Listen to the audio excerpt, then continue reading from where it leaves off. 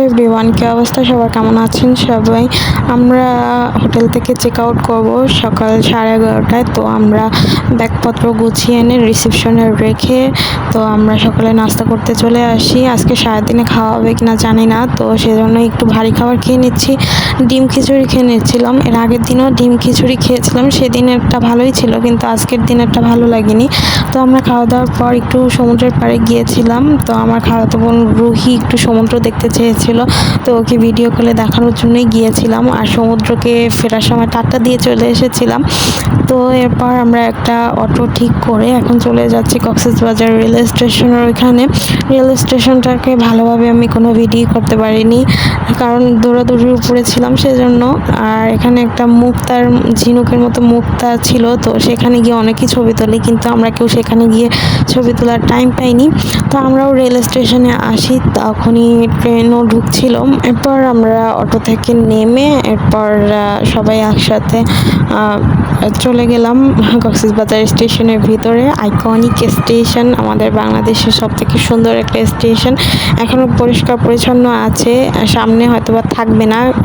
এটাকে কিন্তু পরিষ্কার পরিচ্ছন্ন রাখার দায়িত্ব আমাদের রাষ্ট্রীয় সম্পদ, কিন্তু আমাদের দেশের মানুষজন সেগুলো বোঝে না, এটাকে নোংরা করে ফেলবে কিছুদিনের মধ্যেই।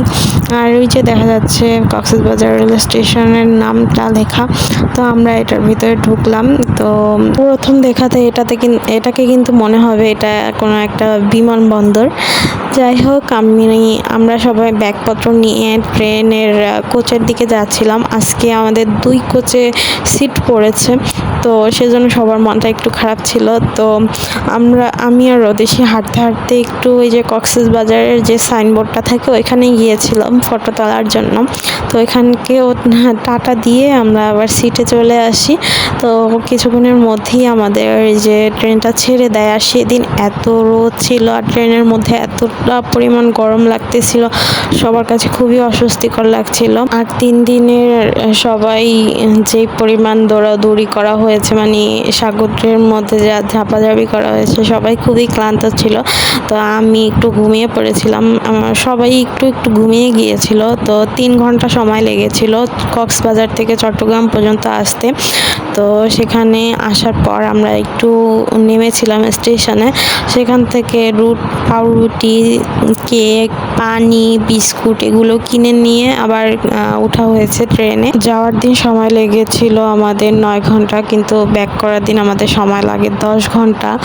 তো সবাইরই খুবই খারাপ লাগছিল, কিন্তু যখন এই বাহিরের প্রকৃতি দেখা যাচ্ছিল সত্যি মনটা ভালো হয়ে যাচ্ছিল। এগুলো সীতাকুণ্ডের ওদিকের এই পাহাড়গুলো, এগুলো দেখতে বেশ ভালোই লাগছিল। আমার খালামণিরা আজকেই তারা লঞ্চে চড়ে ভোলা ব্যাক করবে। তো ট্রেন থেকে নামার পরই তারা সরাসরি চলে যাবে লঞ্চ ঘাটে।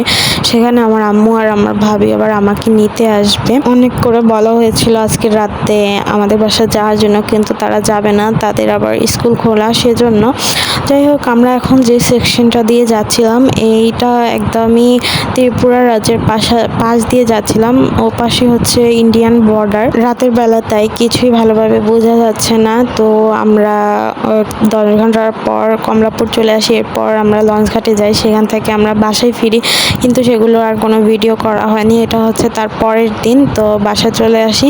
আর এই যে এই বাদাম আর এই আচারগুলো কেনা হয়েছে। আমড়ার আচার এনেছি, তেঁতুলের আচার আর আমের আচার এনেছি, একটা ঝান্ডুবাম এনেছি, আর বাদাম কেনা হয়েছে। তো এই ছিল আমার আজকে ভিডিও। ভালো থাকবেন সবাই, দেখা যাবে নতুন কোনো ভিডিওতে। আল্লাহ হাফিজ।